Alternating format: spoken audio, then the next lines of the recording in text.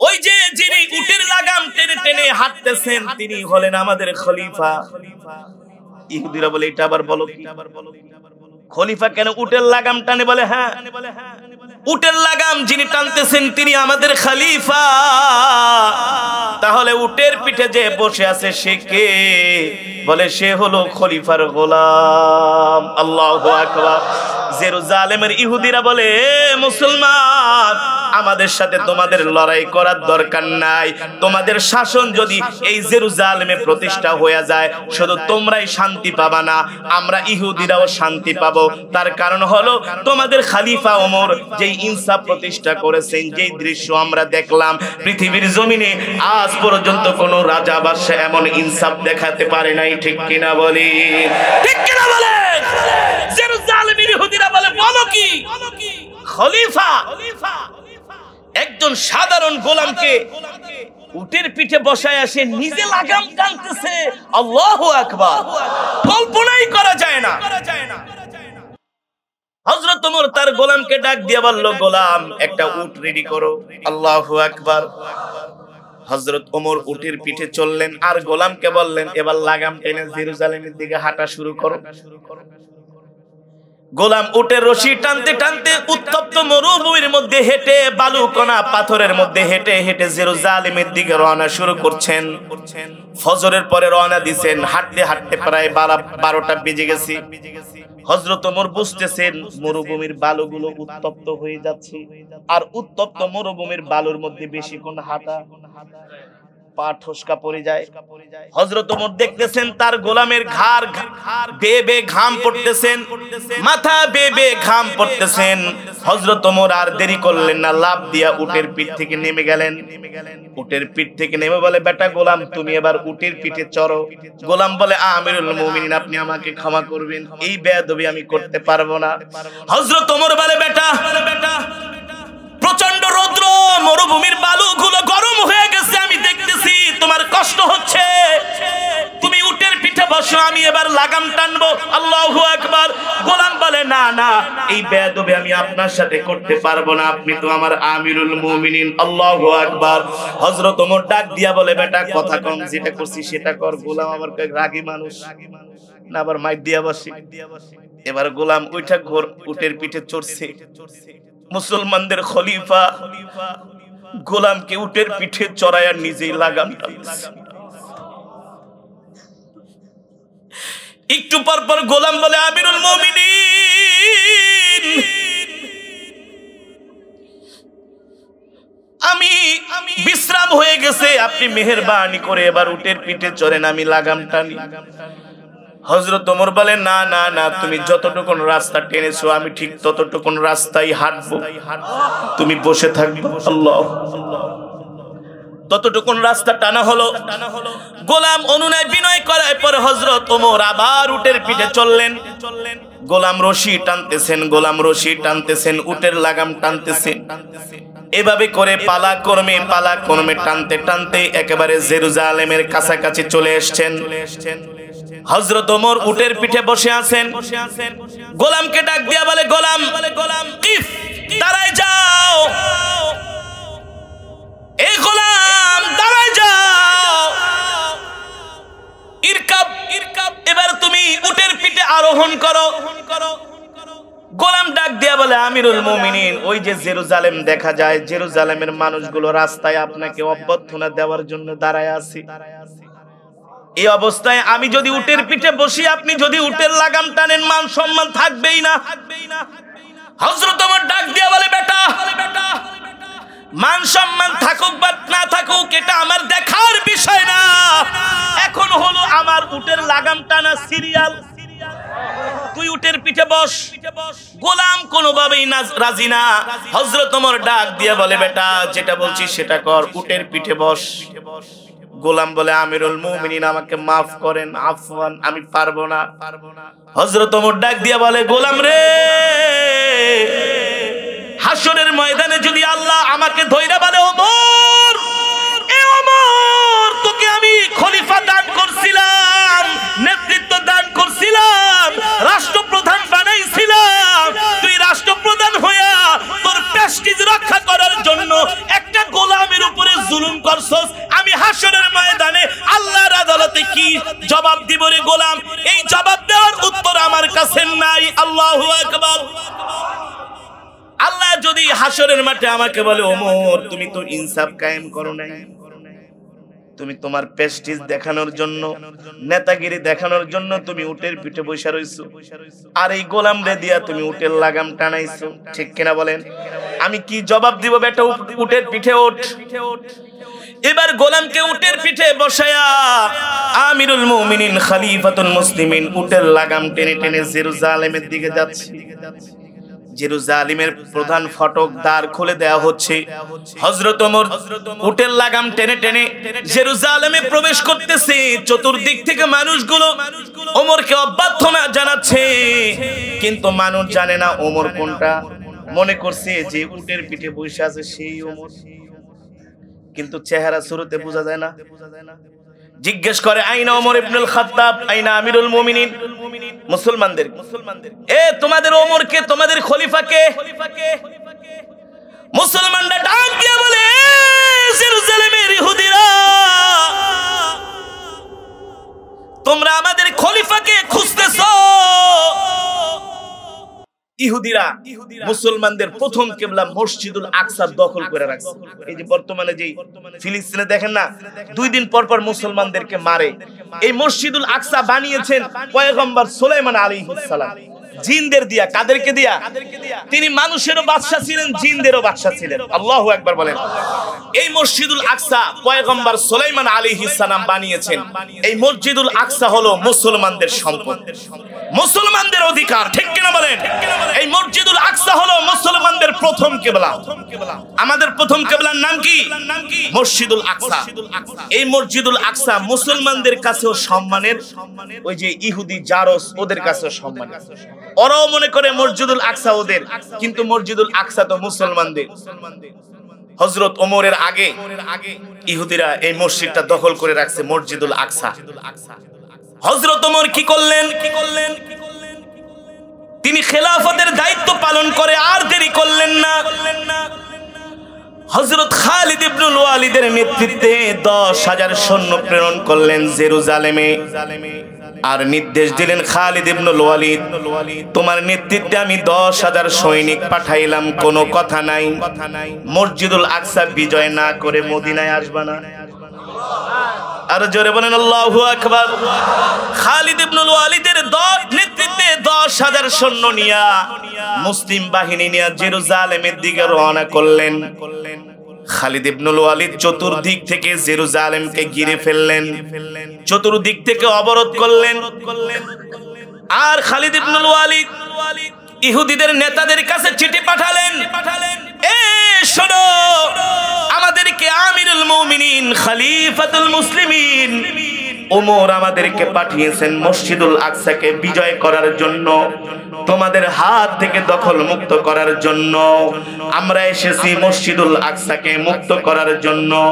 আমাদের আমিরুল মুমিনিনের পক্ষ থেকে তোমাদের জন্য প্রথম প্রস্তাব হলো, যদি তোমরা আমাদেরকে বিনা বাধায়, বিনা রক্তপাতে যদি আমাদেরকে আমাদের মসজিদ ফিরায় দাও, তোমাদের সাথে আমাদের কোনো লড়াই হবে না। আর যদি আমাদের মসজিদ আমাদেরকে ফিরায় না দাও, আমাদের তরবারির আঘাত থেকে একটা ইহুদিও বাঁচতে পারবে না। আর কোনো কথা নেই, কথা মাত্র 2টা। কয়টা? ইহুদিরা তো মুসলমানদেরই অবস্থা দেখে অবস্থা খারাপ, গোয়েন্দা পাঠিয়েছেন। যে দেখেন হযরত ওমরের বাহিনী তরবারি নিয়ে, ঘোড়া নিয়ে টহল দিচ্ছেন, টহল। ইহুদিদের গোয়েন্দারা আয়েশা তাদের নেতাকে বলে, শোনেন, অবস্থা কিন্তু বেশি ভালো না। মুসলমানদের যে অবস্থা দেখতেছি, তাদের হাতে যদি তাদের মসজিদ আমরা ফিরায় না দেই, তাদের তরবারির আঘাত থেকে আমরা একজনও বাঁচতে পারবো না। আল্লাহু আকবার। ইহুদিরা খালিদ ইবনুল ওয়ালিদের কাছে আসলেন, এসে বললেন, শোনো, তোমাদের সাথে আমরা কোনো রক্তপাতে যাব না, তোমাদের সাথে আমরা কোনো প্রতিরোধে যাব না। বিনা প্রতিরোধে, বিনা রক্তপাতে তোমাদের মসজিদুল আকসা আমরা তোমাদের কাছে ফিরায় দিব। তবে শর্ত হলো, তোমাদের কাছে না, তোমাদের আমিরুল মুমিনিন খলিফাতুল মুসলিমিন তোমাদের ওমরকে আসতে হবে। জোরে বলেন আল্লাহু আকবার। ও মুসলমান, ওয়া ইযা তুলিয়াত আলাইহিম আয়াতুহু যাদাতুহুম ঈমানা। সাহাবায়ে কেরাম তো আল্লাহর কোরআনকে শুধু মুহাব্বত করতেন না, শুধু তেলাওয়াত করতেন না, সাহাবায়ে কেরাম আল্লাহর কোরআনের প্রতিটা কথা অনুযায়ী চলতেন, ঠিক কিনা বলেন? এই কারণে আল্লাহ তাদের বুকের ভিতরে এমন ঈমানি সাহস দিয়েছিল, মুসলমানদের যুদ্ধ করা লাগে নাই। ইহুদি খ্রিস্টানরা মুসলমানদেরকে দেখলে এমনি ভয় পেয়ে যেত। আল্লাহু আকবার। খালিদ ইবনুল ওয়ালিদ হযরত ওমরের কাছে চিঠি লিখলেন, আমিরুল মুমিনিন, জেরুজালেমের ইহুদিরা আমাদেরকে শর্ত দিয়েছে, তারা আমাদের সাথে কোনো লড়াই করবে না, কোনো প্রতিরোধ করবে না, কোনো যুদ্ধ করবে না। আমাদের হাতে তারা মসজিদুল আকসাকে ফিরায় দিবে, চাবি বুঝায় দিবে, দলিলনামা বুঝায় দিবে। তবে শর্ত হলো মদিনা থেকে আপনাকে জেরুজালেমে আসতে হবে। আর জোরে বলেন সুবহানাল্লাহ। দেখেন, যাদের মাঝে আল্লাহর কোরআন থাকে তাদের মাঝে ইনসাফ থাকে, যাদের মাঝে আল্লাহর কোরআনের শিক্ষা নাই তাদের মাঝে ইনসাফ নাই, ঠিক কিনা বলেন? তারা মানুষের সাথে ইনসাফপূর্ণ বিচার করতে পারে না। হযরত ওমর এই চিঠি পেলেন, তিনি মদিনার সাহাবীদেরকে ডাকলেন, শোনো শোনো, তোমরা এদিকে আসো। মদিনার অধিবাসীরা আমার কাছে, মদিনার জেরুজালেমের ইহুদিরা আমার কাছে পত্র পাঠিয়েছে, তারা বিনা বাধায় বিনা রক্তপাতে আমাকে জেরুজালেমে যেতে বলেছে, আমার কাছে মসজিদুল আকসা হস্তান্তর করবে। এখন আমি মদিনা থেকে জেরুজালেমের দিকে রওনা হব। মদিনার অধিবাসীরা জিজ্ঞেস করল, আমিরুল মুমিনিন, আপনি কি একাই কি জেরুজালেমে যাবেন নাকি? হযরত ওমর বললেন, হ্যাঁ, আমি একাই মদিনায় জেরুজালেমের দিকে রওনা করব। মদিনার সাহাবীরা বলে, আমিরুল মুমিনিন, জেরুজালেমের ইহুদিরা হলো অনেক চালাক, ধোঁকাবাজ। ওরা এই লোভ দেখায়া মরুভূমির মধ্যে তারা সৈন্য নিয়ে ওত পেতে থাকবে, আপনাকে তারা হত্যা করার চক্রান্ত করতে পারে। আপনি সাথে করে কিছু সৈন্য নিয়ে যান। হযরত ওমর বললেন, ফাল্লাহু খায়রুন হাফিজা ওয়া হুয়া আরহামুর রাহিমিন। আমার আল্লাহই হলো আমার উত্তম নিরাপত্তা দানকারী, আমার আল্লাহই হলো আমাকে উত্তম হেফাজতকারী। আল্লাহু আকবার। আল্লাহ যদি আমাকে হেফাজত করে, পৃথিবীর কোন পরাশক্তি আমার একটা পশমও ছিঁড়তে পারবে না। কেমন ওমর, কেমন মুসলমানদের খলিফা। এবার হযরত ওমর উটের লাগাম টেনে টেনে মসজিদুল আকসার মধ্যে ঢুকতেছে। সাহাবী আব্দুর রহমান ইবনে আউফ রাদিয়াল্লাহু তাআলা আনহু হযরত ওমরের কাছে আসলেন। আয়েশা দেখে আমিরুল মুমিনিন জামা ছিঁড়া, কি ছিঁড়া? জামা ছিঁড়া, তালি দেওয়া।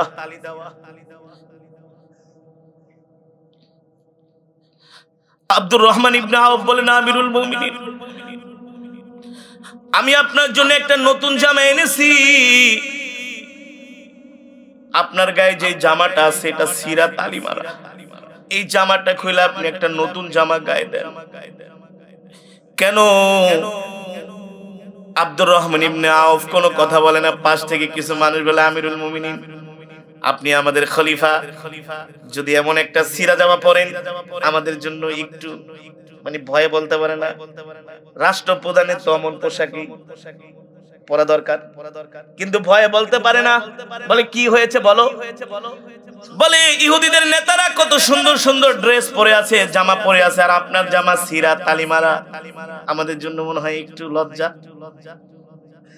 হযরত ওমর ডাক দিয়া বলেন, বেটা, এত বড় সাহস! আমার কলিজার টুকরা নবী রাহমাতুল লিল আলামিন ছিঁড়া জামা গায়ে দিছে, আমি তার খলিফা ওমর, আমি কখনো আল্লাহর নবীর ওই সুন্নাত ত্যাগ করতে পারি না। ইহুদি খ্রিস্টানরা কি বলল না বলল তাতে আমার কিছু যায় আসে না। আল্লাহু আকবার, জোরে বলেন আল্লাহু আকবার। ইহুদিরা হযরত ওমরের কাছে আসলেন। আয়েশা শুধু বারবার জামার দিকে তাকায় আর চেহারার দিকে তাকায়। আরে জামা দিয়া কি হবে, চেহারা দেখেই তো পাগল। রাসূলের সাহাবী না, মুসলমানদের খলিফা না। আল্লাহু আকবার। যাকে বলা হয় মেজাজে ওহী। আরে পোশাক ছিঁড়া থাকলে কি হইলো, চেহারার মধ্যে তো আভিজাত্যের ছাপ, ঠিক কিনা বলে? চেহারা দেখতেই তো মনে হয় যে রাজকীয় রাজকীয় ভাব, ঠিক কিনা বলে? ইহুদিরা এসে মসজিদুল আকসার চাবি হযরত হযরত ওমরের হাতে হস্তান্তর করলেন। আল্লাহু আকবার। মুসলমানদের খলিফা আমিরুল মুমিনিন যুদ্ধ করার কোনো দরকার নাই।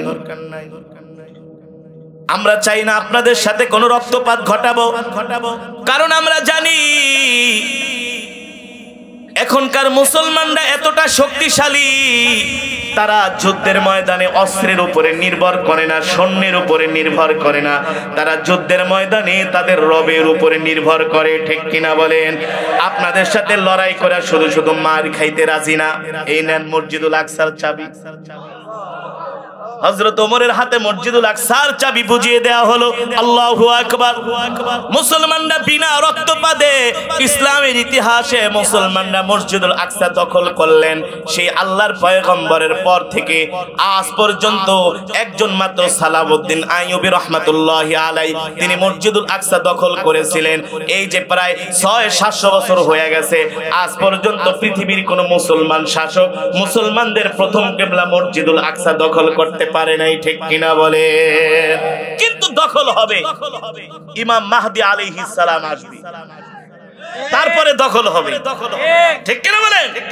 এই কারণে মুসলমান আল্লাহর জমিনে যখন ইনসাফ কায়েম হয়ে যায়, মানুষ যখন মানুষের সাথে ইনসাফপূর্ণ আচরণ করে, মানুষ যখন মানুষের উপর জুলুম করে না, মুসলমান মুসলমানের সাথে যখন ভ্রাতৃত্বের আচরণ করে, এই জমিনে যখন এক ধর্মাবলম্বী অন্য ধর্মাবলম্বীদের সাথে মিলেমিশে এক সমাজের মধ্যে বসবাস করে, যখন মানুষ মানুষকে সম্মান দেয়, মর্যাদা দেয়, তখন আল্লাহ তাআলার পক্ষ থেকে জমিনের উপরে রহমত নাজিল হয়। ঠিক কিনা বলি?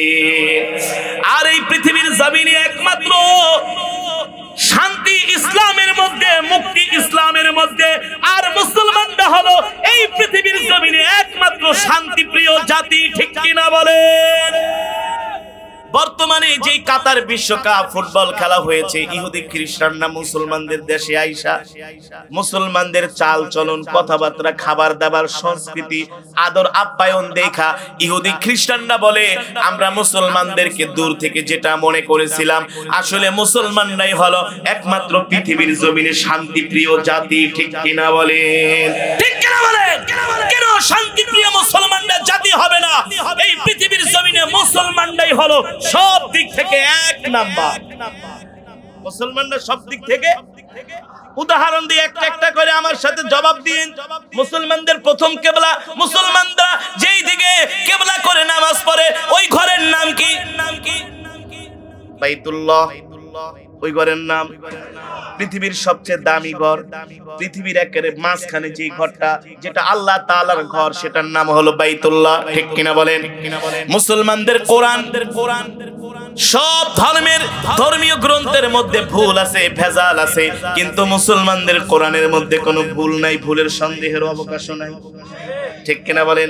তার মানে মুসলমানদের ধর্মীয় গ্রন্থ হলো এক নাম্বার। মুসলমানদের নবী হযরত মুহাম্মদুর রাসূলুল্লাহ সাল্লাল্লাহু আলাইহি ওয়াসাল্লাম পৃথিবীর শ্রেষ্ঠ পয়গম্বর, পৃথিবীর শ্রেষ্ঠ নায়ক, পৃথিবীর শ্রেষ্ঠ রাষ্ট্রনেতা। ঠিক কিনা বলেন? আমার নবীকে আপনি যেইভাবে দাঁড় করান, সব জায়গায় আমার নবী নাম্বার 1। যদি আমার নবীকে পিতার কাতারে দাঁড় করেন, হযরত ফাতেমা বলে আমার বাবা হলো পৃথিবীর শ্রেষ্ঠ পিতা।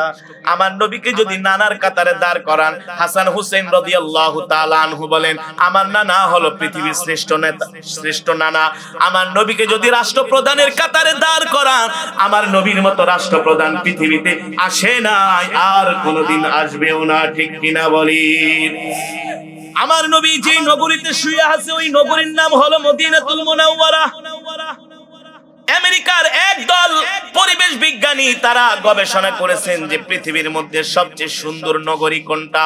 তারা আমেরিকার রাজধানী ওয়াশিংটনকে বলে নাই, তারা ফ্রান্সের রাজধানী প্যারিসকে বলে নাই, তারা চায়নার রাজধানীকে বলে নাই, তারা জার্মানের রাজধানীকে বলে নাই, কানাডার রাজধানীকে বলে নাই, সুইডেন স্পেনের রাজধানীকে বলে নাই। তারা স্বীকার করেছে, তারা তথ্য দিয়েছে, তারা গবেষণা করে রিসার্চ করে বের করেছে এই পৃথিবীর একমাত্র শান্তি এবং নিরাপত্তার নগরীর নাম হলো মদিনাতুল মুনাওয়ারা, মদিনা শরীফ। আল্লাহু আকবার। জোরে বলেন আল্লাহু আকবার। মুসলমানদের আল্লাহ হলো একজন, সার্বভৌমত্বের মালিককে, একচ্ছত্র ক্ষমতার মালিককে। তাবারাকাল্লাযী বিয়াদিহিল মুলকু ওয়া হুয়া আলা কুল্লি শাইইন কাদির। আল্লাহ রাব্বুল আলামিন বলেন, নবী, এই মুলকের মালিক আমি আল্লাহ, রাজ্যের মালিক আমি আল্লাহ, সারা পৃথিবীর মালিক আমি আল্লাহ। এই দুনিয়ার মানুষকে খাওয়াই আমি আল্লাহ, এই দুনিয়ার মানুষকে বাঁচাই আমি আল্লাহ, এই দুনিয়ার মানুষকে পালি আমি আল্লাহ, এই দুনিয়ার মানুষকে অক্সিজেন দেই আমি আল্লাহ। ঠিক কিনা বলেন? তাহলে সব দিক থেকে মুসলমান এক নাম্বার। কিন্তু এখন মুসলমানের কাজ কাম হইল সব 6 নম্বর। কি রাত 3টা পর্যন্ত জায়গা জায়গা ফুটবল খেলা দেখতে পারে, কিন্তু ফজরের নামাজে মুসলমানদের পাওয়া যায় না। হারাম কাজের দিকে মুসলমান খুব আরাম পায়। কথা বলে হারাম কাজের দিকে মুসলমান খুব আরাম পায়, কিন্তু মুসলমানদেরকে ফজরের নামাজ, ইশারের নামাজে পাওয়া যায় না। অথচ মুসলমান আমাদের তো হওয়ার কথা ছিল। আমরা সব দিক থেকে এক নাম্বার। আমাদের আল্লাহ, আমাদের রব্বুল আলামিন হলো এই পৃথিবীর একমাত্র একচ্ছত্র ক্ষমতার মালিক। ঠিক কিনা বলেন? আমাদের কিবলা হলো বাইতুল্লাহ। আমাদের নবী হলো পৃথিবীর শ্রেষ্ঠ নবী, শ্রেষ্ঠ পয়গম্বর, শ্রেষ্ঠ মহামানব, শ্রেষ্ঠ রাষ্ট্রনেতা। ঠিক কিনা বলেন? আমাদের নবী যেখানে শুয়ে আছেন মদিনাতুল মুনাওয়ারা, আর আমাদের ধর্মগ্রন্থ হলো শ্রেষ্ঠ ধর্মগ্রন্থ পবিত্র কোরআনুল কারীম। ঠিক কিনা বলে? কিন্তু আমাদের কাজ কাম সবকিছু হওয়ার কথা ছিল এক নাম্বার। কিন্তু কালের আবর্তনে আমরা মুসলমানরা ইসলাম থেকে দূরে সরে গেছি। আজকে আমরা মুসলমানরা আল্লাহর কোরআন, আল্লাহর নবী, আল্লাহর রসুলের চাইতে আমরা হারাম জিনিসকে বেশি ভালোবাসি। আর হারাম জিনিসকে বেশি ভালোবাসার কারণে আজকে ইহুদি খ্রিস্টানরা সারা পৃথিবীতে মুসলমানদের উপর অত্যাচার করতেছে। মুসলমানদের প্রথম কেবলা কত এরদোগান ঠেরদোগান আইলো, আজ পর্যন্ত কেউ মুসলমানদের প্রথম কেবলা মুক্ত করতে পারলো না। ঠিক কিনা বলেন? পারবেও না যতদিন পর্যন্ত মুসলমান একমাত্র আল্লাহর কোরআন অনুযায়ী না চলবে। ঠিক কিনা বলেন? শুধু মুসলমান, আল্লাহ আমাদেরকে যে কোরআন দিয়েছেন, এই কোরআনের তেলাওয়াত শুনলেই চলবে না। যেমন করে কোরআনের তেলাওয়াত শুনতে হবে, কোরআনকে ভালোবাসতে হবে, কোরআনকে মহব্বত করতে হবে। মান ক্বরাআল কোরআন ফাস্তাযহারাহু ফাআহাল্লা হালালাহু ওয়া হাররামা হারামাহু আদখালাহুল্লাহুল জান্নাহ। আল্লাহর নবী বলছেন, যারা আল্লাহর কোরআন পড়বে, আল্লাহর কোরআনের ভয়ে গুনাহ থেকে বেঁচে থাকবে, আল্লাহ তাআলা তাদেরকে ইন্তেকালের সাথে সাথে জান্নাতে প্রবেশ করাবে। আল্লাহু আকবার। আমিরুল মুমিনিন খলিফাতুল মুসলিমিন, আল্লাহর নবীর ইন্তেকালের পরে সাহাবী আবু মুসা আশআরী রাদিয়াল্লাহু তাআলা আনহুকে ডাক দিতেন মাঝে মাঝে, এ আবু মুসা আশআরী, তুমি এদিকে আসো, আমাকে একটু কোরআনের তেলাওয়াত শোনাও। আমি দেখেছি আল্লাহর নবী তোমার জবানে কোরআন তেলাওয়াত শুনতেন। আল্লাহর পয়গম্বরের ইন্তেকালের পরে হযরত ওমর যখন খলিফার দায়িত্ব নিলেন, আবু মুসা আশআরীকে মাঝে মাঝে ডাকতেন। হযরত ওমর তার জবানে কোরআনুল কারীমের তেলাওয়াত শুনতেন। এমন তেলাওয়াত শুনতেন, শুনতে শুনতে কোরআনুল কারীমের তেলাওয়াত শুনতে শুনতে হযরত ওমরের চোখ দিয়া পানি বের হইয়া দাড়ি পর্যন্ত ভিজে যেত। দাড়ি বেয়ে হযরত ওমরের চোখের পানি টপ টপ করে পড়তো। আল্লাহু আকবার। আর কোরআনকে বুকে নিতেন আর চুমু খেতেন আর বলতেন, এটা হলো আমার আল্লাহর জবানের কালাম, এটা হলো আমার রবের কালাম। এই কোরআনের সাথে যে সম্পর্ক রাখবে, এই কোরআনকে যে ভালোবাসবে, কোরআন অনুযায়ী যে জীবনটাকে পরিচালনা করবে, আল্লাহ তাআলা দুনিয়া এবং আখিরাতে তাকে কল্যাণ দান করবে। ঠিক কিনা বলি? ঠিক কিনা বলেন? এই কারণে মুসলমান আমরা যতদিন বাঁচবো আল্লাহর কোরআন অনুযায়ী বাঁচবো। সারা পৃথিবীতে কালেমার পতাকা উড়বে, প্রতিটা ইঞ্চি ইঞ্চি মাটিতে আল্লাহর কোরআনের রাজ কায়েম হবে। হবে না? এই কথা শুনে বলতে পারে, আরে মোল্লা আপনি কি মাথা নষ্ট হয়ে গেছে নাকি? এক রাতের মধ্যে পৃথিবীর মোড় পাল্টে যাবে। ইমাম মাহদী আলাইহিস সালাম আগমন করবেন। সেই দিন হবে শুক্রবার, বাইতুল্লাহ শরীফে। কোন জায়গায়? কোন জায়গায়?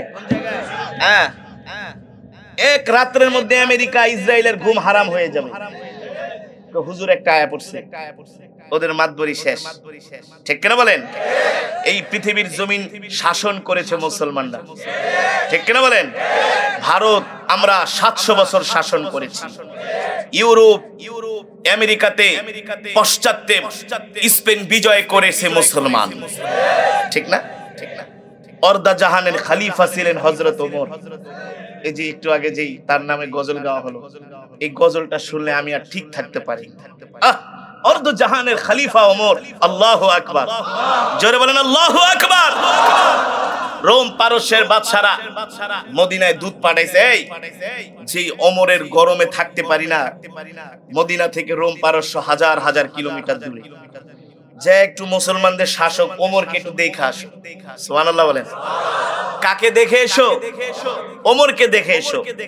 রোমের দূত এসেছে মদিনায়, আয়া জিজ্ঞেস করো, আইনা খলিফা ওমর ইবনুল খাত্তাব, এই ওমর ইবনুল খাত্তাব কোথায়, তার রাজপ্রাসাদ কোথায়? সুবহানাল্লাহ বলেন। বলে তার রাজপ্রাসাদ হইল হাদা মসজিদুন নবী সাল্লাল্লাহু আলাইহি ওয়াসাল্লাম, মসজিদে নববী তার রাজপ্রাসাদ। আচ্ছা, যে দেখে ভিতরে খাট পালং কিছুই নাই, আল্লাহর বান্দার আল্লাহর কদমে সেজদায় পড়ে আছে। বলে এটা নাকি ওমরের রাজপ্রাসাদ? বলে হ্যাঁ। আইনা ওমর ইবনুল খাত্তাব আল-আন, এখন ওমর কোথায় আছে? তাল আসো আমার সাথে। নিয়ে গেছে একটা খেজুর গাছের নিচে, যায় দেখে ওমর রাদিয়াল্লাহু তাআলা আনহু তার তরবারি আর ঘোড়াটা খেজুর গাছের সাথে বেঁধে আরামে নাক টেনে ঘুমাচ্ছে। রোম পারস্যের দূতরা বলে, বলো কি, এটাই কি তোমাদের খলিফা? বলে হ্যাঁ, এটাই আমাদের খলিফা ওমর।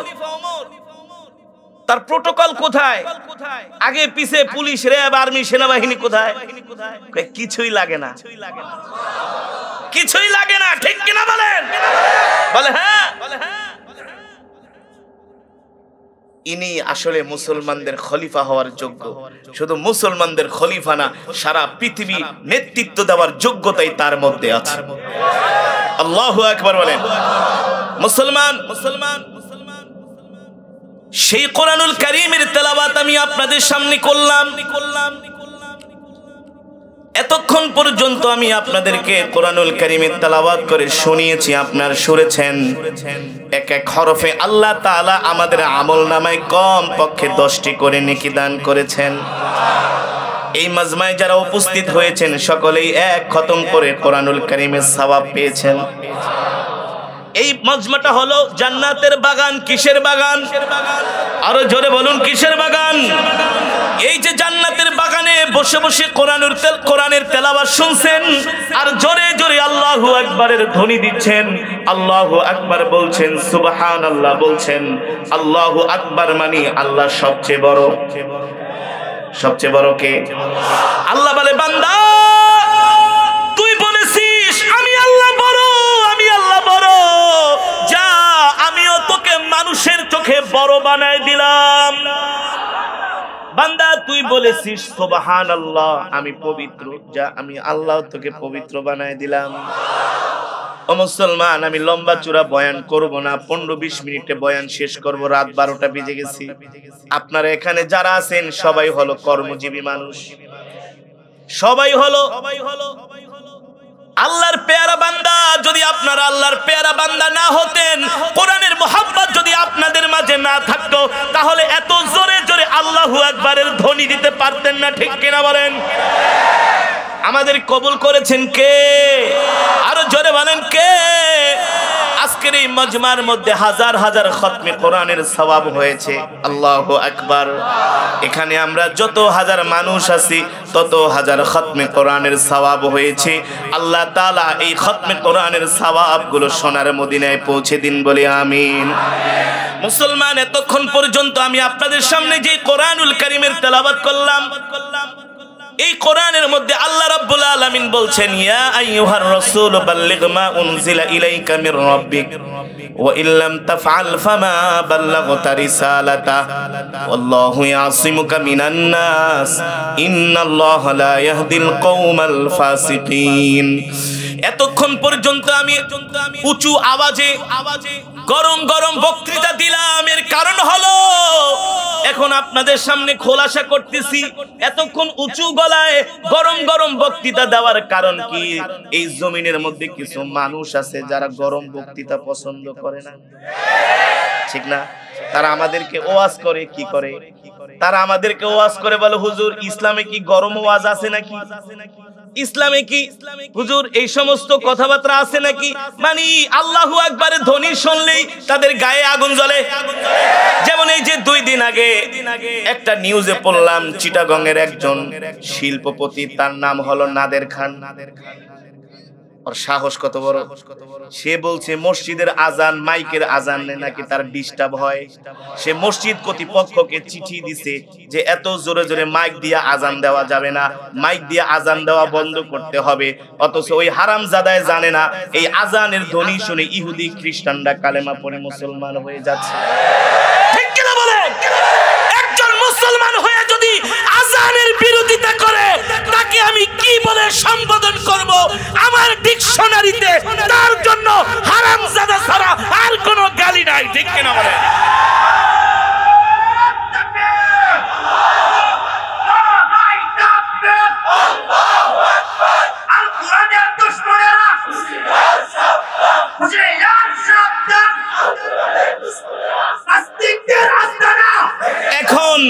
এখন কিছু মানুষ বলে হুজুর আপনি তারে হারামজাদা কইলেন, আর ওটা তো মুরতাদ হয়ে গেছে। ঠিক কিনা বলেন? এই যে কাতারে বিশ্বকাপ হচ্ছে, কাতারের মসজিদগুলোতে আজান দেয়া হচ্ছে, খ্রিস্টান ইহুদিরা অন্য ধর্মাবলম্বীরা আজানের সুর শুনে তারা মসজিদে ঢুকে যাচ্ছে, ঠিক না? সেই আজানের সুর শুনে তারা কালেমা পড়ে মুসলমান হয়ে যাচ্ছে। আমাদের অনেক বন্ধু ফ্রেন্ড সার্কেল আছে যারা কাতারের ইমাম খতিব ফোন দিয়া বলে, দোস্ত আজকে আমার মসজিদে 2 জন খ্রিস্টান আজানের সময় আইসা নামাজের সময় এসে আজান শুনে কালেমা পড়ে মুসলমান হয়ে যাচ্ছে। ইউরোপ আমেরিকাতে কোথায়? এই গত 1 মাস আগে জার্মানের সরকার মুসলমানদেরকে লাউড স্পিকারে আজান দেওয়ার অনুমতি দিয়েছে। আমেরিকার রাজধানী ওয়াশিংটনের মেইন রাস্তা বন্ধ করে মুসলমানরা জুমার নামাজ আদায় করতেছে। আর এই দৃশ্য দেখে ইহুদি খ্রিস্টানরা কালেমা পড়ে মুসলমান হয়ে যাচ্ছে। আর ওই নাদের খান কয় টাকার মালিক? তো চোর। ঠিক কিনা বলেন? চোর। চোর না হলে এমন কথা কেউ বলতে পারে না। আল্লাহর জমিনে আল্লাহর ধ্বনি চলবে। ঠিক কিনা বলেন? এর বিরোধিতা করার সাহস তোমাকে কে দিয়েছে? অক্সিজেনের মালিক কে? করোনার সময় 1 বোতল অক্সিজেনের লেগে দৌড়াইছো, মনে নাই? মনে নাই? অক্সিজেন পাও নাই? আল্লাহ যদি বলতে নাদের খান তুই আমার আজানের বিরোধিতা করস, আমি তোকে আর অক্সিজেন দিব না, এখন থেকে তুই অক্সিজেন কিনা ব্যবহার করবি। কয় টাকার মালিক হইছে? কি ভিআইপি সিআইপি কয় টাকা শিল্পপতি হইছ? ঠিক কিনা বলেন? আল্লাহ বলে আমার জমিন, আমার সবকিছু, আমি খাওয়াই, আমি পালি, আমি বাঁচাই, আমি হায়াতের মালিক, আমি রিজিকের মালিক। আচ্ছা আপনারাই বলেন, এই যে আমরা মাহফিলে আসছি, সুস্থ না থাকলে আসতে পারতাম? এই চোখ দুটা কে দিছে? কোরআনে আছে? কোরআনে আছে? জান যদি বলতে পারেন হুজুর চোখ তো এমনি হয়ে গেছে, এমনি হয়ে গেছে নাকি? মূর্খ কোথাকার। আল্লাহ কোরআনে বলছেন আলাম নাজআল লাহু আইনাইন। আইনুন মানে চোখ, আইনাইন মানে 2টা চোখ। কয়টা চোখ? কয়টা চোখ? কয়টা চোখ? কে বলছেন? যারা বলেন কে বলছেন? আলিসানা ওয়া শাফাতাইন। শাফাতাইন মানে 2টা ঠোঁট। এই মূর্খ নাদের খান, এই ঠোঁট 2টা তোরে কে দিয়েছে? এই জিহ্বাটা কে দিয়েছে? লিসানুন মানে জিহ্বা। ঠিক কিনা বলেন? এই জিহ্বার মধ্যে কোনো হাড্ডি নাই। কেন নাই জানেন? আপনি দেখেন আল্লাহু আকবার বলেন, জিহ্বাটা কিন্তু একবার উপরে লাগে আর একবার নিচে লাগে। হাড্ডি থাকলে সোজা হয়ে থাকতো। ঠিক কিনা বলেন? আল্লাহ বলে তোমার জিহ্বায় আমি কোনো হাড্ডি দেই নাই, নরম গোশত দিছি যাতে এই জিহ্বা দিয়া বেশি বেশি করে আমার জিকির করতে পারো, আমার নাম নিতে পারো। ঠিক কিনা বলেন? আরে এই বিরোধিতা যদি কোনো অমুসলিম করতো তাইলে বুঝতে পারতাম। তুমি মুসলমান হইয়া কোন সেন্সে বললা এটা আমাদের বুঝে আসে না। ওই সমস্ত গরু খাওয়া মুসলমানদেরকে শায়েস্তা করার জন্যই গরম ওয়াজ। কিসের ওয়াজ? এ মুসলমান, আবু বকর ছিলেন নরম। কি ছিলেন? ওমর ছিলেন কেমন গরম? ইবলিস শয়তান দেখলে রাস্তা পরিবর্তন করে অন্য রাস্তা দিতে। ওমরের সামনে বলে থাপ্পড়, এমন থাপ্পড় দিব কান মানে একেবারে তব্দ করে ফেলে। ঠিক কিনা বলেন? মুসলমানদের প্রথম যুদ্ধ ছিল বদর। কোন যুদ্ধ? মুসলমানের সংখ্যা ছিল 313 জন, কাফেরের সংখ্যা, ওই যুদ্ধে মুসলমানরা জিতেছে। 70 জন কাফের যুদ্ধের ময়দানে বন্দী হয়েছে। কতজন? তো নবী সাল্লাল্লাহু আলাইহি ওয়াসাল্লাম ডাকছে আবু বকর, আবু বকর এদিকে আসেন, এই 70 ডারে যুদ্ধের ময়দান থেকে ধরে আনছি, কি করুম কোন, আপনি বলেন, আপনার সিদ্ধান্ত মতামত পেশ করেন। আবু বকর ছিলেন নরম মানুষ, তো নবীজি এ তো সবই আত্মীয় স্বজন, এটা চাচা, এটা ভাতিজা, এটা মামা, একটা কাজ করেন, ওদেরকে মুসলমান বানায় কোরআন শিখায় ছাইরা দেন। এটা ছিল আবু বকরের মত। কার মত? কথা কয় না, কার মত? নবী সাল্লাল্লাহু আলাইহি ওয়াসাল্লাম ওমরকে ডাকছে, তাল ওমর এদিকে আসেন। আচ্ছা ওমর আপনি বলেন 70 ডারে কি করুন? কয় নবীজি কোনো কথা নাই, তরবারিটা বাইক করে একটা অর্ডার দেন, 70 ডারে কল্লা ফালাই দিন। 70 ডারে আমগো ওয়াজ করে যে হুজুর গরম ওয়াজ কই পেছেন, তো আল্লাহ তাআলা আয়াত নাজিল করছে, নবী ঠিক আছে, আবু বকরও সিদ্ধান্ত দিছে, ওমরও সিদ্ধান্ত দিছে, ঠিক আছে, যেহেতু আবু বকর সিদ্ধান্ত দিছে আপনি তার সিদ্ধান্তটা মানছেন, কিন্তু আমি আল্লাহ ওমরের সিদ্ধান্তটাই পছন্দ করছি। আল্লাহু আকবার, জোরে বলেন আল্লাহু আকবার। ওমরকে বলা হয় মেজাজে ওহী। কি ওহী? ওহীর মেজাজের একজন মানুষ ছিলেন ওমর। আল্লাহু আকবার। নবীজি বলেছেন লাউ কানা বাদি নবিয়্যুল লাকানা ওমর, আমার পরে যদি আল্লাহ নবী করে কাউকে পাঠাইতেন ওমরকে আল্লাহ নবী বানাতেন। ঠিক কিনা বলে? এই ওমর মুসলমানদের দ্বিতীয় খলিফা। আল্লাহর কোরআন সকাল সন্ধ্যা তেলাওয়াত করব, ঠিক কিনা বলেন? কোরআনের মধ্যে আল্লাহ মিথ্যা কথা বলতে নিষেধ করেছেন, আমরা মিথ্যা বলবো না, মানুষের মনে কষ্ট দিব না, মানুষের সম্পদ নষ্ট করব না। আল্লাহ আমাদের 5 ওয়াক্ত নামাজ পড়ার জন্য কোরআনের মধ্যে আল্লাহ আমাদেরকে নির্দেশ দিয়েছেন। আমরা পৃথিবীতে যতদিন বাঁচবো 1 ওয়াক্ত নামাজও আমরা ছেড়ে দিব না। কে কে রাজি আছেন হাত উঠান, নারে তাকবীর, নারে তাকবীর। আল্লাহ আমাদের কবুল করুন বলি আমিন। হাত নামান, ওয়াদা করছেন 5 ওয়াক্ত নামাজ পড়বেন, ফ্যাক্টরিতে কাজ করবেন আর কোরআন তেলাওয়াত শুনবেন। হ্যাঁ, মেশিন ছাইরা গান শুনবেন না। কিছু বলদ আছে ফাইটটা যায়, সিরা যায়, লয়া যায়, এটা শুনলে লাভ কি? কোরআন তেলাওয়াত শুনতে হবে, ঠিক কিনা বলেন? গত 2 দিন আগে আমি সিরাজগঞ্জে একটা প্রোগ্রামে গিয়েছি। 2 জন ইউনিভার্সিটির ছাত্র, 3 জন আমার কাছে আসছে, বলে হুজুর আগে আমি কলেজে থাকা অবস্থায় অঙ্ক করতাম আর গান শুনতাম, আর এখন আমি যেদিন থেকে আপনার তেলাওয়াত আমি পাইছি 3 বছর হয়ে গেছে, আলহামদুলিল্লাহ এখন আমি অঙ্ক করি আর কোরআন তেলাওয়াত শুনি।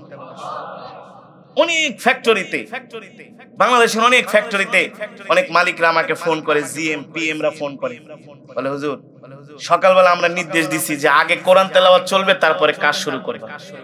শ্রমিকরা আলহামদুলিল্লাহ এখন কোরআন তেলাওয়াত শুনে। আল্লাহু আকবার, জোরে বলেন আল্লাহু আকবার। আপনারা ইন্ডাস্ট্রিতে চাকরি করেন, ফ্যাক্টরিতে যদি কষ্ট করে 5টা ওয়াক্ত নামাজ সহিভাবে পড়তে পারেন আর কোরআন তেলাওয়াত সকাল সন্ধ্যা করতে পারেন, আপনারা তো হালাল রিজিক কামাইতেছেন। জান্নাত আপনাদের জন্য একেবারে সহজ, একেবারে সহজ। আপনাদের প্রতিটা পয়সা হালাল হালাল হালাল। আল্লাহু আকবার, আল্লাহু আকবার। নবী সাল্লাল্লাহু আলাইহি ওয়াসাল্লাম শ্রমিকদেরকে এত বেশি ভালোবাসতেন, নবীজি বলছেন শ্রমিকদের ঘাম কপাল থেকে নাকের ডগায় আসার আগেই তাদের পাওনাগুলো বুঝিয়ে দাও। এত সুন্দর কথা কে বলবেন বলেন? এত সুন্দর কথা কে বলবেন? আল্লাহর নবী বলে গিয়েছেন, আল কাসিম হাবিবুল্লাহ। নবীজি বলছেন শ্রমিকরা হলো আল্লাহর বন্ধু। নবী বলেন শ্রমিকরা হলো আমার বন্ধু। আল্লাহু আকবার। সুতরাং আপনারা ফ্যাক্টরিতে কাজ করা অবস্থায় গান শুনবেন না, হারাম জিনিস শুনবেন না, হারাম জিনিস দেখবেনও না, ঠিক কিনা বলেন? কত বিপদ আইসা পড়ে, আসা পড়ে না ভাই? কত বিপদ আইসা পড়ে। এই কারণে পারলে অজু অবস্থায় থাকবেন, অজু অবস্থায় থাকবেন, হাতে একটা তাসবিহ রাখবেন, সবসময় পারলে একটা তাসবিহ রাখবেন, জিকির করবেন, দেখবেন কাজই মনে হবে না, কারণ রবের রহমত বরকত তো আছে, ঠিক না? হাতে তাসবিহ রাখবেন, বেশি বেশি দুরূদ শরীফ ইস্তিগফার করবেন, কোরআনুল কারীমের তেলাওয়াত শুনবেন। ইনশাআল্লাহ এই যে কাজ করতেছেন এটাও ইবাদতের মধ্যে গণ্য হবে। আল্লাহ তাআলা আমাদের সকলকে মৃত্যুর আগ পর্যন্ত যেন আমরা কোরআন অনুযায়ী চলতে পারি। আল্লাহ তাআলা আমাদের সকলকে তৌফিক দান করুন। এই মাজমাই মাহফিলকে কবুল করুন বলি আমিন। আজকে যে মাদ্রাসার উদ্যোগে মাহফিল, মদিনাতুল উলুম জৈনুদ্দিন কওমি মাদ্রাসার উদ্যোগে মাহফিল, আপনারা এই মাদ্রাসাকে ভালোবাসবেন, মাদ্রাসার পাশে থাকবেন, মাদ্রাসাকে সহযোগিতা করবেন তো ইনশাআল্লাহ। সব সময় মাদ্রাসার পাশে থাকবেন। যে কোনো সময় আপনাদেরকে যদি কোনো দিনের ডাকে আহ্বান করা হয়, ডাকে সাড়া দিবেন। মাদ্রাসার ইন্তেজামিয়া কমিটি যারা আছেন সবাই আলহামদুলিল্লাহ অনেক ভালো মানুষ। দিন দিন মাদ্রাসার জায়গা কিনতেছেন, উত্তরোত্তর মাদ্রাসার উন্নতি হচ্ছে। আল্লাহ তাআলা এই দ্বীনি মারকাজকে আল্লাহ তাআলা কিয়ামত পর্যন্ত কবুল করুন বলি আমিন। এই মজমাকে আল্লাহ কবুল করুন বলি আমিন। আজকে আমরা যেভাবে করে একসাথে কোরআনের বয়ান শোনার জন্য কোরআনের মজমায় এসেছি, এভাবে যেন আমরা একসাথে আল্লাহ তাআলার জান্নাতে যেতে পারি, থাকতে পারি। আল্লাহ তাআলা আমাদের সকলকে কবুল করুন বলি আমিন। এই আশা ব্যক্ত করে আমি আমার আলোচনা এখানেই শেষ করছি। আমরা এখন দুরূদ শরীফ পড়ি, দোয়া করব। আল্লাহুম্মা সাল্লি আলা মুহাম্মাদ ওয়া আলা আলি মুহাম্মাদ কামা সাল্লাইতা আলা ইব্রাহিম ওয়া আলা আলি ইব্রাহিম ইন্নাকা হামিদুম মাজিদ। আল্লাহুম্মা আমিন। اللهم آمين. ربنا ظلمنا أنفسنا وإن لم تغفر لنا وترحمنا لنكونن من الخاسرين. ربنا آتنا في الدنيا حسنة وفي الآخرة حسنة وقنا عذاب النار. رب العالمين মেহেরবানি করে আজকে যে মাদ্রাসার উদ্যোগে মাহফিল, এই মাদ্রাসাকে কবুল করে নেন আল্লাহ। আজকের মাহফিলকে কবুল করে নেন। আজকের মাহফিলের যারা অতিথি হয়ে এসেছিলেন আল্লাহ তাদেরকে কবুল করে নেন। আল্লাহ আমার সামনে বসা আপনার পেয়ারা বান্দারা গভীর রজনী পর্যন্ত কোরআনের মজমায় বসে বসে কোরআনের তেলাওয়াত শুনেছি, কোরআনের বয়ান শুনেছি। আল্লাহ আপনি একজনকেও খালি হাতে ফিরায় দিয়েন না। আপনি আপনার বান্দাদের তামাম জিন্দেগীর গুনাহগুলো মাফ করে দেন। আল্লাহ এই মাহফিলের সওয়াব কোটি কোটি গুণ বাড়ায়া সর্বপ্রথম সোনার মদিনায় পৌঁছে দেন। আল্লাহ আমাদের প্রাণের নবী, প্রিয় নবী, ভালোবাসার নবী, কলিজার টুকরা নবী, রাহমাতুল লিল আলামিন আল্লাহ আহলে বাইতদের আর রাহতাকার হাদিয়া পৌঁছে দেন। আল্লাহ বদরের সাহাবী, উহুদের সাহাবী, খন্দকের সাহাবী, সমস্ত সাহাবায়ে কেরামের আর রাহতাকার হাদিয়া পৌঁছে দেন। আয় আল্লাহ মেহেরবানি করে আমাদের জনম দুঃখিনী আব্বা জান আম্মা জানের কবরে আযাবগুলো maaf করে দেন। আল্লাহ যাদের মা বাবা বেঁচে নাই, মা বাবার কবরকে জান্নাতের বাগান বানায় দেন। দাদা দাদি, নানা নানি, আত্মীয় স্বজনকে maaf করে দেন। পাড়া প্রতিবেশীদেরকে maaf করে দেন। আল্লাহ পৃথিবীর জমিনে যে যেখানে বনি আদমের সন্তানেরা শুয়ে আছে, মুসলমানরা শুয়ে আছে, সকল মুসলমানের কবরে আযাবগুলো maaf করে দেন। অত্র অঞ্চলের গোরস্থানে যত মুর্দেগান শুয়ে আছে সকল কবরবাসীর কবরে আযাব maaf করে দেন। মেহেরবানি করে আল্লাহ যারা মাদ্রাসায় জায়গা দিল আল্লাহ আপনি তাদেরকে কবুল করে নেন। যারা মাদ্রাসার জন্য জমি দিল আল্লাহ আপনি তাদেরকে জান্নাত দিয়া দেন। আল্লাহ মাদ্রাসার ইন্তেজামিয়া কমিটির সভাপতি, সেক্রেটারি, আল্লাহ কোষাধ্যক্ষ, আল্লাহ সদস্যবৃন্দ, আল্লাহ আপনার সব বান্দাদেরকে আল্লাহ কবুল করে নেন। মাদ্রাসার ছাত্র ওস্তাদদেরকে কবুল করে নেন। আল্লাহ এলাকাবাসীকে কবুল করে নেন। যারা মাদ্রাসাকে ভালোবাসে আল্লাহ আপনিও তাদেরকে ভালোবাসেন। যারা মাদ্রাসায় দান করে আল্লাহ আপনিও তাদেরকে সহযোগিতা করেন। মেহেরবানি করে আল্লাহ এই মাদ্রাসাটাকে দাওরায়ে হাদিস পর্যন্ত কবুল করে নেন। আল্লাহ মাদ্রাসার জমিদার ভাই কিছুদিন আগে ইন্তেকাল করেছে, আল্লাহ তার কবরকে জান্নাতের বাগান বানায় দেন। আল্লাহ শোক সন্তপ্ত পরিবারের উপরে আল্লাহ রহমত নাজিল করে দেন। মেহেরবানি করে এই মজমার মধ্যে যারা অসুস্থ আল্লাহ আপনি সুস্থতা দান করে দেন। যারা ঋণগ্রস্ত ঋণ পরিশোধ করার তৌফিক দিয়ে দেন। আয় আল্লাহ আমার শ্রমিক ভাইরা বিভিন্ন ফ্যাক্টরিতে আল্লাহ তারা কাজ করে, আল্লাহ শ্রমিক ভাইদের জান মাল আপনার কুদরতি হাতে সুপর্দ করলাম। সমস্ত রকম বিপদ আপদ বালা মুসিবত থেকে আমার ভাইদেরকে আপনি হেফাজত করিয়ে আল্লাহ আপনি আমাদের দেশের উপর রহমত নাজিল করেন, দেশের উপরে বরকত নাজিল করেন। আল্লাহ আমাদের দেশটাকে ফুলে ফলে ভরে দেন। আমাদের দেশ থেকে আল্লাহ অশান্তি দূর করে শান্তি প্রতিষ্ঠা করার তৌফিক দিয়ে দেন। আল্লাহ মেহেরবানি করে আমাদেরকে আপনার পেয়ারা বান্দা হিসেবে কবুল করে দেন। আল্লাহুম্মা জাআল কলবি নূরা ওয়াজআল আইনি নূরা ওয়াজআল বসরি নূরা